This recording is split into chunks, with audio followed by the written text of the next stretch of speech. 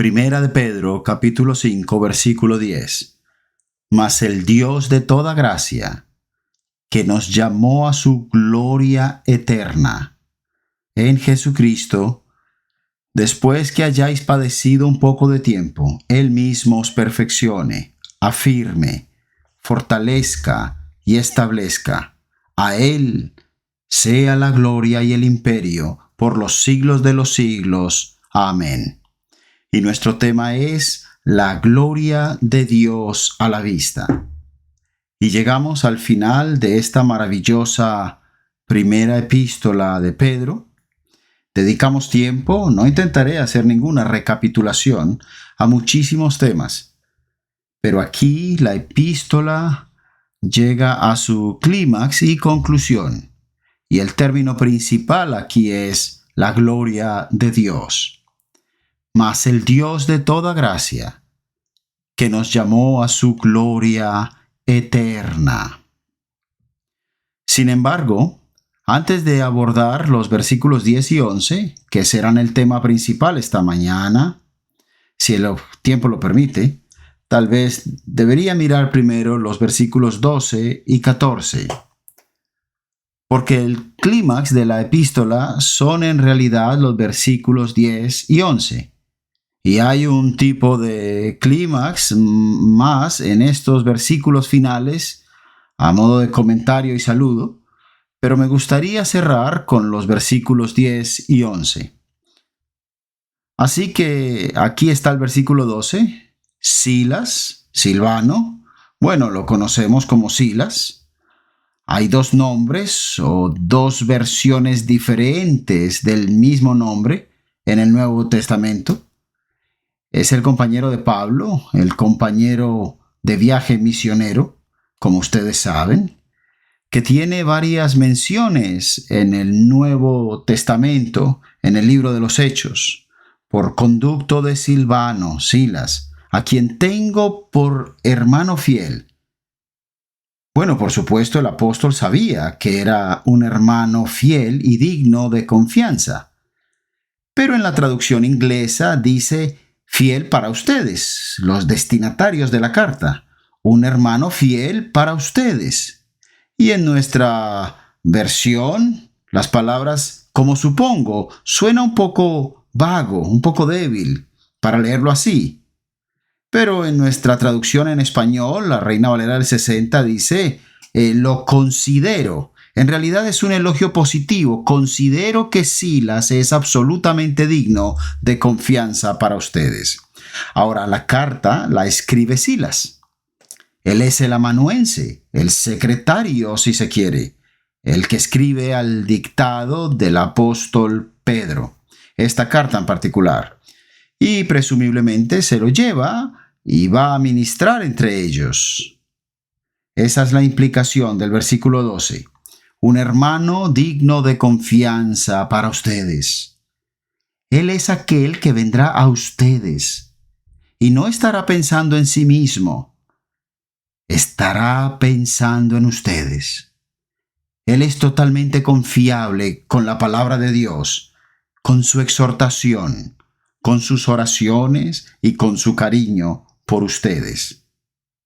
No será uno de esos, y hay unos cuantos, por desgracia, nos lo ha dicho Pedro y en otra parte nos lo dice también Pablo, unos cuantos que, bueno, eran del Señor, pero se habían deslizado en su ministerio el deseo de que se hablara bien de ellos, de ganarse reputación.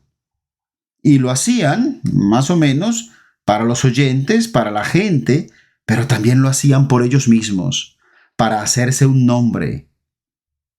No es así con Silas, con Silvano.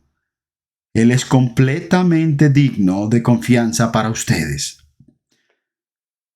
O que eso se pueda decir hoy de todos los siervos de Dios, dignos de confianza.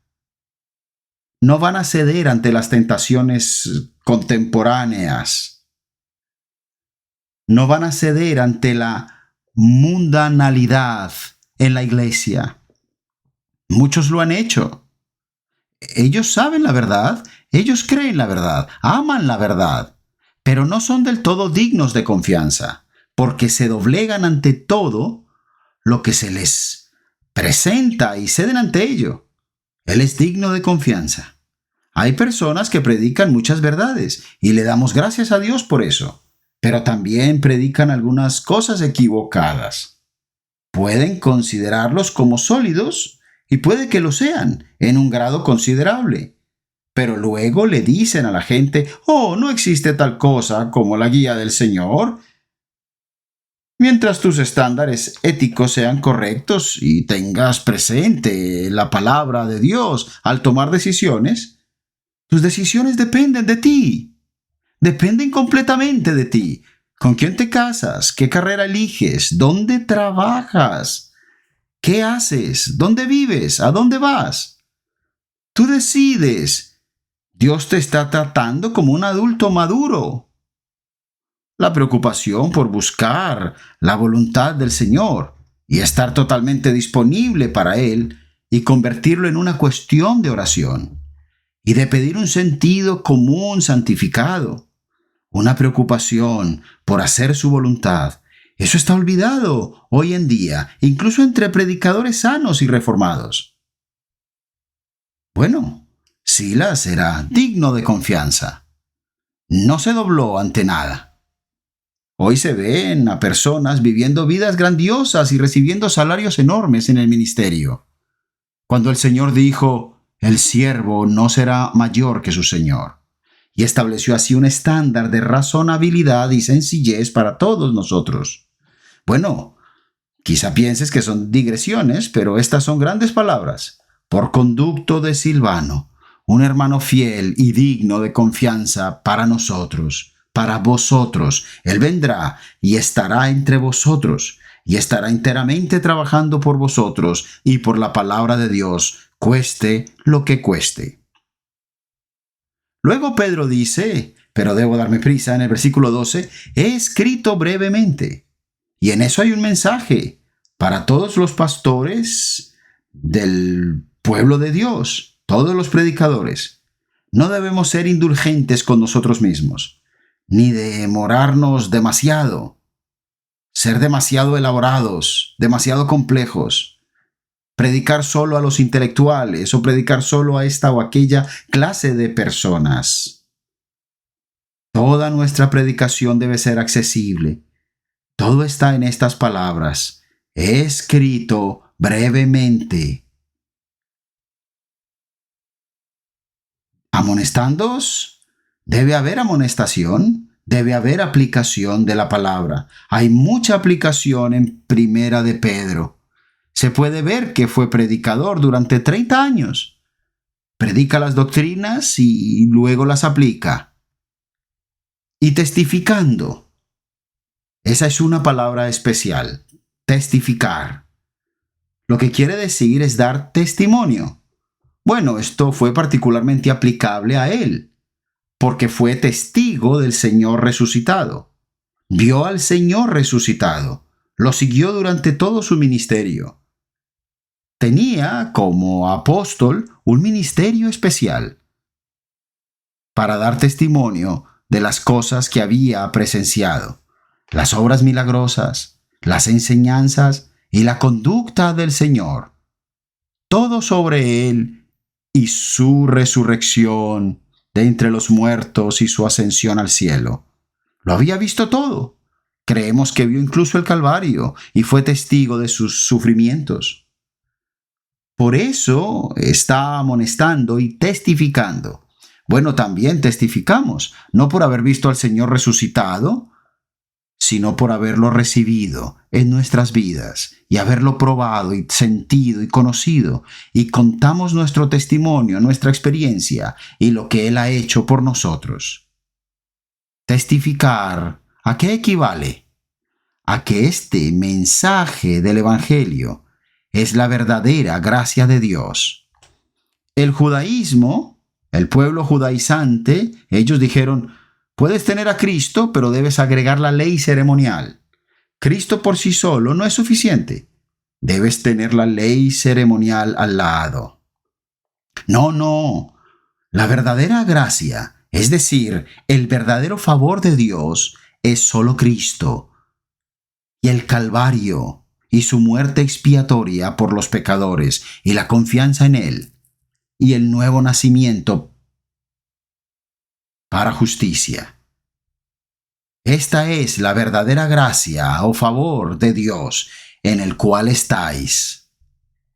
Y luego el versículo 13, dedicaremos un poco de tiempo a esta cursiva que encontramos aquí, la iglesia que está en Babilonia. El original habla de aquella que está en Babilonia, o palabras en ese sentido, pero claramente significa la iglesia, no una mujer o un individuo en Babilonia.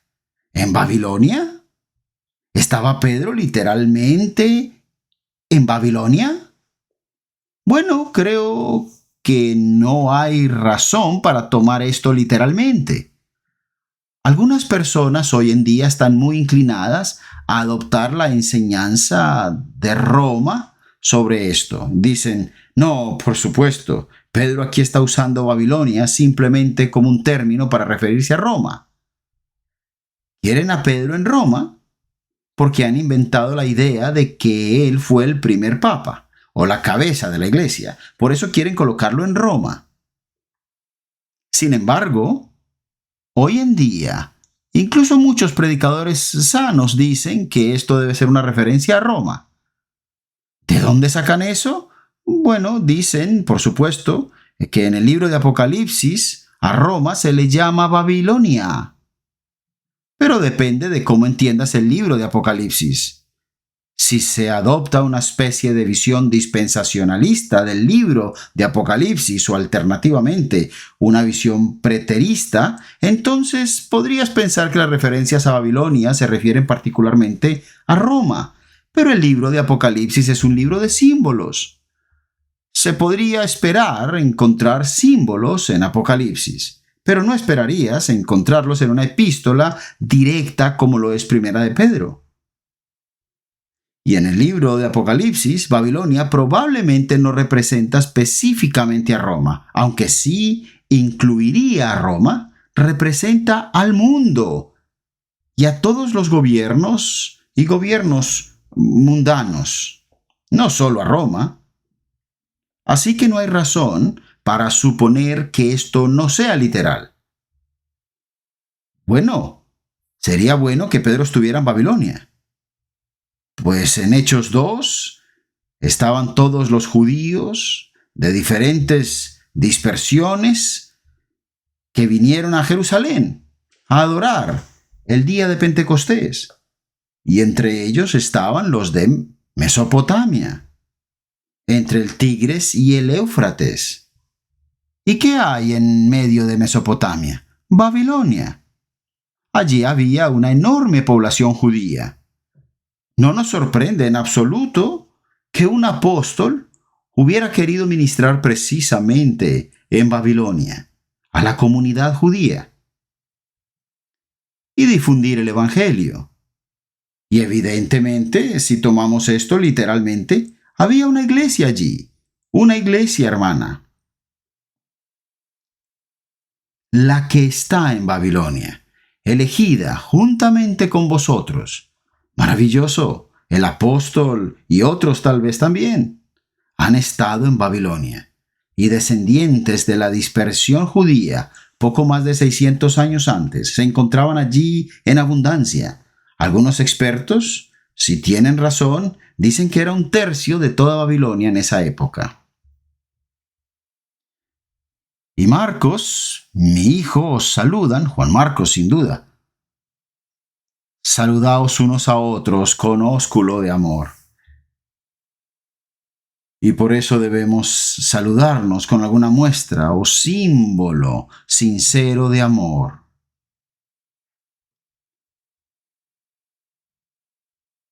¿No hay una dirección particular para que sea literalmente un beso? Podría ser un apretón de manos o alguna expresión de calidez, pero que sea sincero en nuestra comunidad. Un beso de amor, de respeto, de cariño, del uno por el otro. Surgen problemas, se cometen ofensas, hay pecados cometidos. Pues el perdón hay que buscarlo y darlo gratuitamente. Debemos ser pacificadores. Y ese es el último término, paz. Sea con vosotros los que estáis en Jesucristo, paz con Dios y paz unos con otros. Pero volvamos al versículo 10. Mas el Dios de toda gracia. Simplemente tomemos esa frase. El Dios de toda gracia. Toda forma de favor y bondad.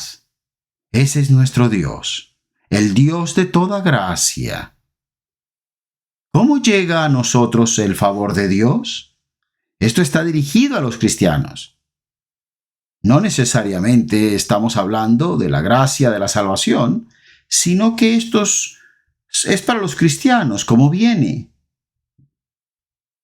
¿Viene a través de la palabra o a través de otros medios? La gracia de Dios se revela, su favor se revela hacia nosotros a través de la oración contestada, a través del gran don de la seguridad, que se fortalece cuando nos acercamos a Él y lo adoramos y le expresamos nuestro amor.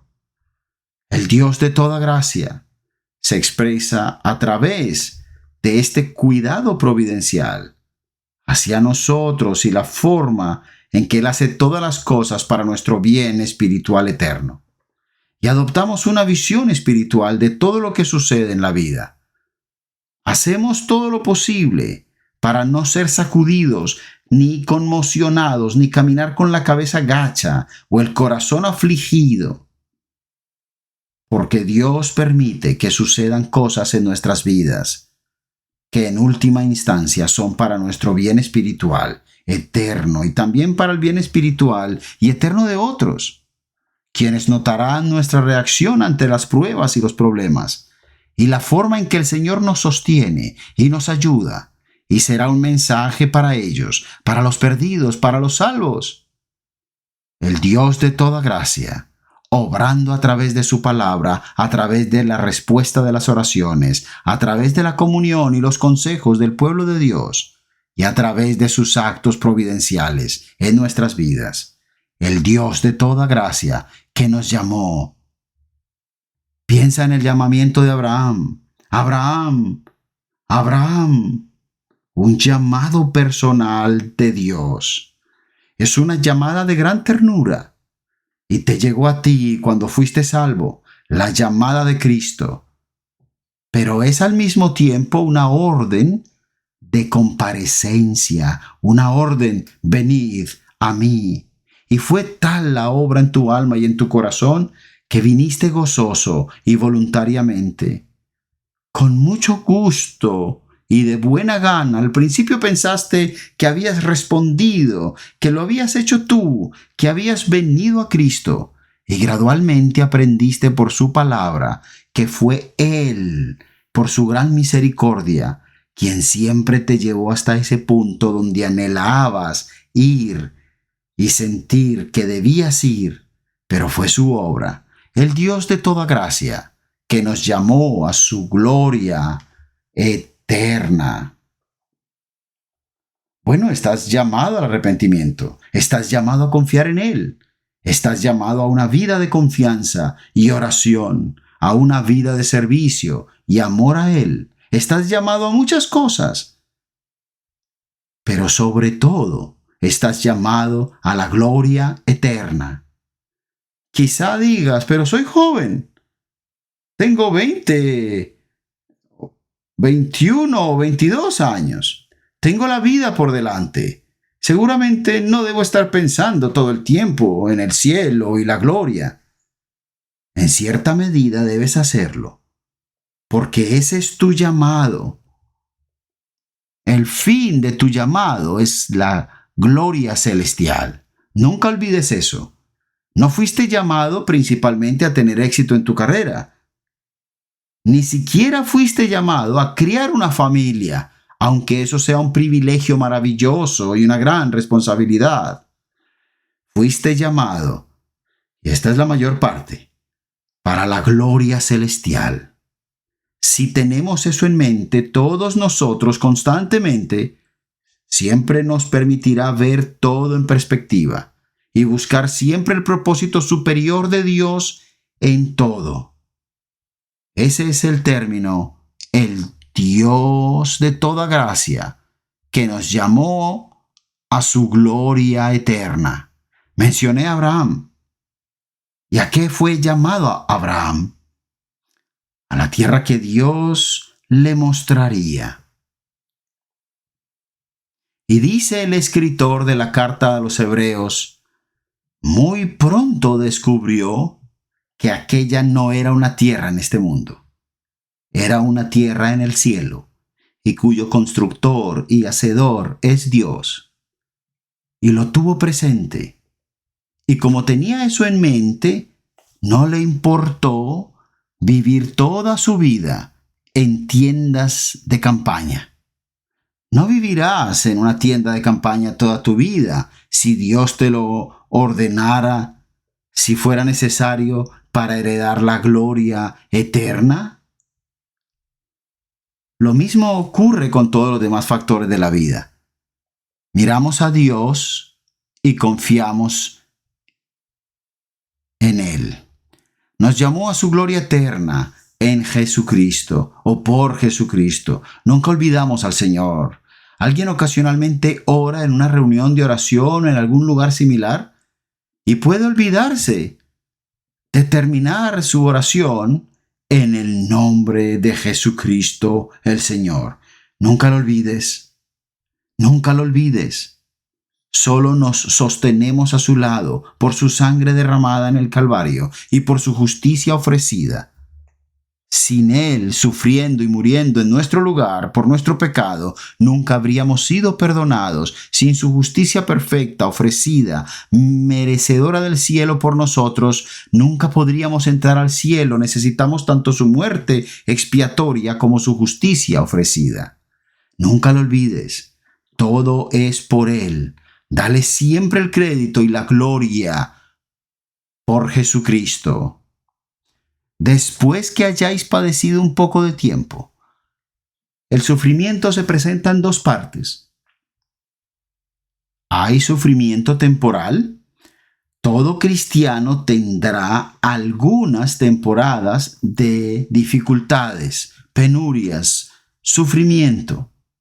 Cada cristiano tendrá algo. Dios lo mide. Él no es el autor de cosas malas y duras. Él lo permite para nuestro bien. Él nos bendecirá y nos ayudará a salir adelante, pero Él pone el límite a todo. Él conoce nuestra medida. Nadie jamás ha sido probado más de lo que puede soportar, nos asegura el apóstol Pablo. Así que hay problemas estacionales que pronto terminan, y puedes leer estas palabras en este sentido. Después que hayáis padecido un poco de tiempo, Él mismo os perfeccione, que significa os repare, afirme, fortalezca y establezca. Echamos un vistazo a esas palabras en un momento. Ese sería el ciclo de la vida cristiana. Una temporada de problemas seguida de alivio, reparación, establecimiento y fortalecimiento. Pero también podrás ver estas palabras de otra manera y funciona así también. Tiene dos niveles de significado. Toda esta vida terrenal, en cierto sentido, es un problema para los cristianos, sin tregua. Siempre somos hasta cierto punto rechazados en el mundo. Siempre estamos en problemas con nosotros mismos, la gran lucha contra el pecado. Siempre estamos afligidos de alguna manera, de alguna forma, siempre. Estamos rodeados de despedidas, muertes, tristezas y dolores que son comprensibles. Tenemos que vivir en el mundo. Estamos aislados hasta cierto punto de nuestro hogar celestial, de Dios y de las maravillas eternas. Así que puedes leerlo de esta manera y es correcto hacerlo. después que hayáis padecido un poco de tiempo, esta vida será solo un poco de tiempo, incluso con sus continuas presiones, y luego le sigue, para los creyentes, la eternidad. ¿Qué es este breve tiempo en comparación con la eternidad? Que nos llamó a su gloria eterna en Jesucristo. Después que hayáis padecido un poco de tiempo, Él mismo os perfeccione. La palabra perfeccione aquí se traduce como una versión de ser sano o completo, en el sentido de ser reparado. En este mundo los problemas nos han creado una cierta cantidad de desorden. Algunos dicen que estamos destrozados. Bueno, como cristianos no estamos del todo destrozados, tenemos una nueva naturaleza, nueva vida, pero tenemos problemas y dificultades y debilidades, fallas y faltas, por lo que hasta cierto punto estamos fracturados, agrietados. Y esas fracturas pueden ser profundas si nos va mal en las pruebas y tribulaciones. Pero en el cielo seremos completamente reparados y sanados. Incluso después de los problemas temporales, se produce la sanidad y reparación del Señor. Así que la palabra perfeccione, reparado a la perfección, es una buena alternativa. Firme o afirme. Bueno, quiero hacer notar que la palabra original tiene algo especial. Que estás fijo. Pero la palabra se usa más en el contexto de un viaje, en la idea de una dirección. Así que estás reparado y fijo en tu dirección de viaje. Si quieres, fijo firmemente en el camino que lleva al cielo, a la gloria, para hacer todas las cosas en relación con ese día. Entonces, lo primero fue que después de los problemas, uno puede ser reparado. En realidad implica que no se puede reparar mucho sin que hayan algunos problemas. Sin problemas no descubres dónde están las líneas de fractura en tu carácter, en tu constitución espiritual. ¿Con qué facilidad puedes fallar? Los problemas muestran esas líneas de fractura y el resultado es que los ves y eres arrojado a Dios y entonces puedes ser reparado. Y luego puedes estar fijo en tu dirección, menos propenso a extraviarte. Esta tentación mundana, aquella tentación mundana, esta presión sobre ti que pudo hacerte ceder. No, estás decidido a permanecer en el camino y ser fiel. Ya no nos sentimos tan fácilmente tentados a desviarnos, a pasar por alto el tiempo de oración, los estudios bíblicos, las reuniones de oración. ¿Con qué facilidad ocurre esto? No, estás fijo en la dirección de tu viaje, manteniendo la vista puesta en la recompensa futura, decidido a honrar al Señor y agradarlo. Ese es el segundo mandato aquí. Hacerte perfecto, repararte, afirmarte, fijarte firmemente en la dirección de tu viaje, fortalecerte. Y el término fortalecer aquí tiene en mente en particular no la fuerza general. Alguien puede tener o ser muy, muy fuerte, pero perezoso. Piensas, ¿qué sentido tiene que esa persona sea tan fuerte? Nunca hace nada. Nunca lo aplica. Esta palabra se refiere a una energía o fuerza dinámica o ejercitada, fortalecerte. Fortalecerte, que te fortalece, te dará energía, resolución y determinación para agradar al Señor, servirle y actuar.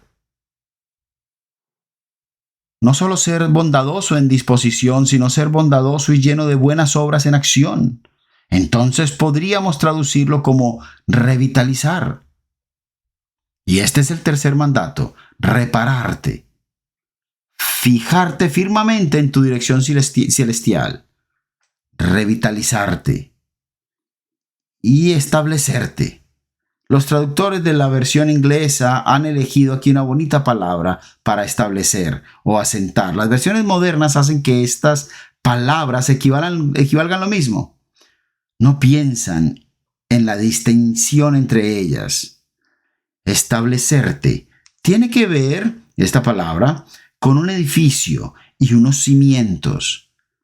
Que el Señor te haga fundacional. No basta con traducirlo establecido o establecerte, como lo hace la Reina Valera nuestra. Es muy general. Que el Señor os haga, y es una oración para ellos, fundacionales, fundamentados. Digámoslo de esta manera: si nosotros como generación, en esta iglesia, en esta comunidad, si tan solo nosotros, con la ayuda de Dios, pudiéramos dejar una iglesia tan ordenada, establecida y enseñada acerca de su posición y responsabilidades, que sea un fundamento estable y seguro para la próxima generación de creyentes, si es que el Señor retrasa su venida. Que sea una base sobre el cual algo se asiente. Esa es la palabra.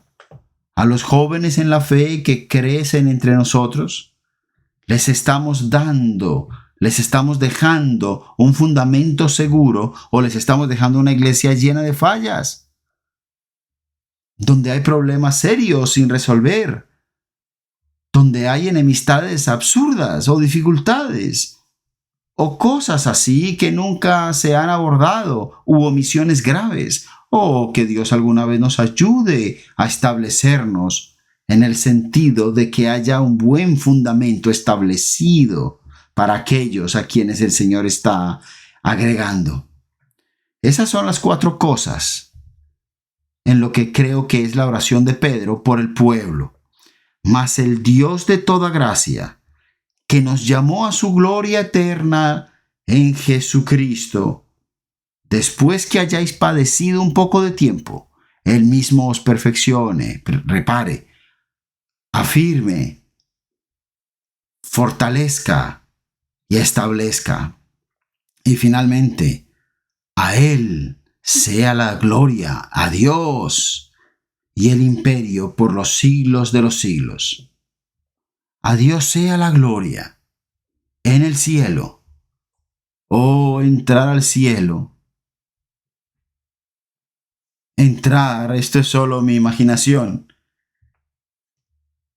en ese gran salón de recepción, cuando la luz de este mundo se apague y la luz del próximo se encienda, para encontrarte en el salón de recepción del cielo.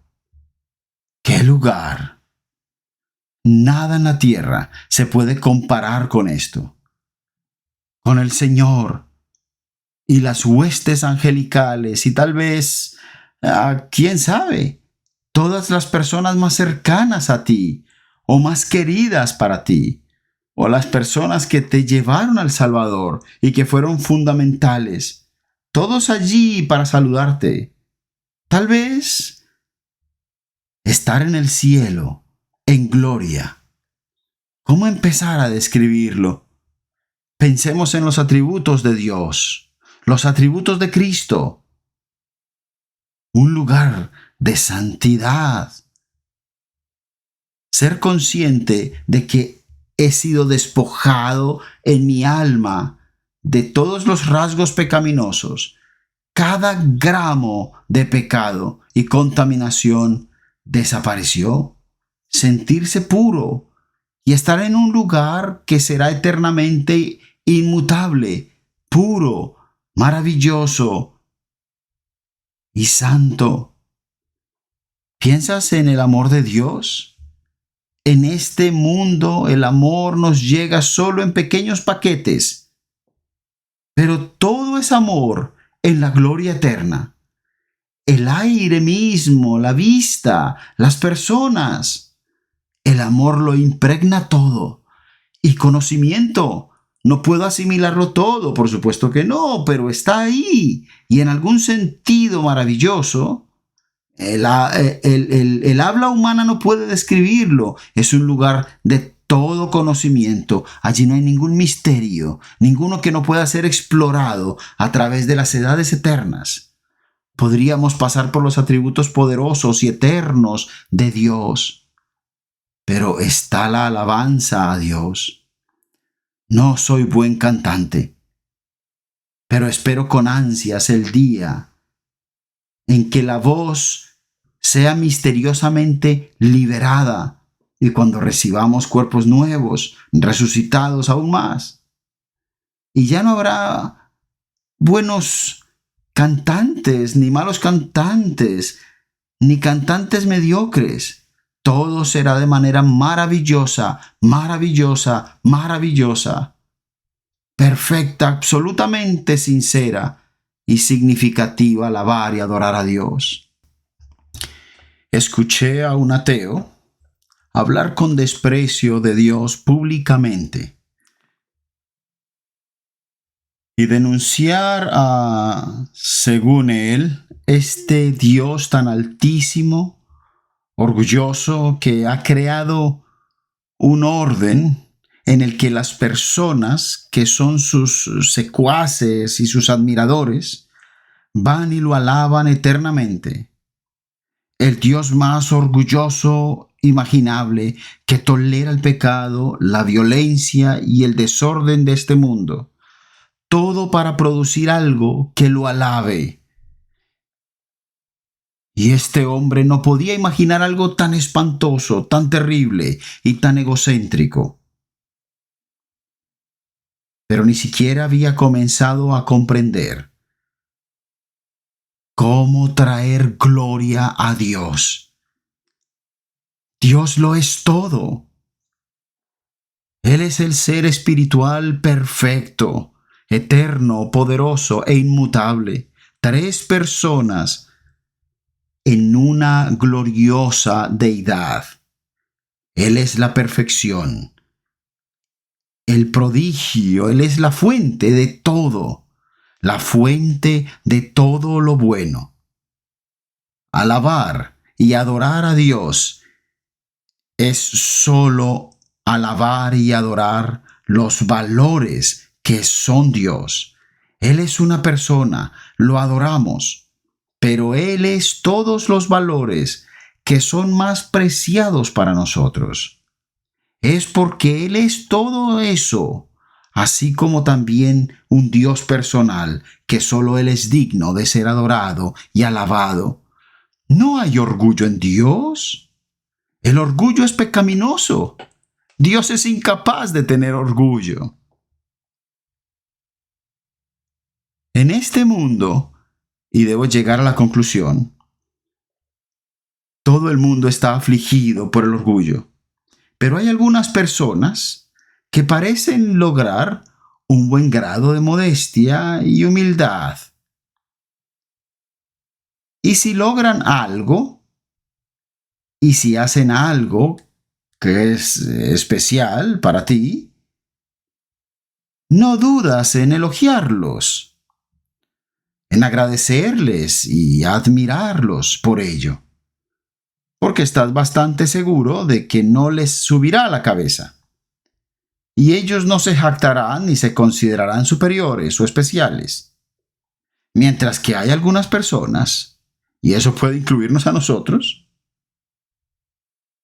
a quienes no te atreves a elogiar, porque sabes que como son una sustancia muy intoxicante, se les subirá directamente a la cabeza, y en su propia estimación serán personas especiales, maravillosas.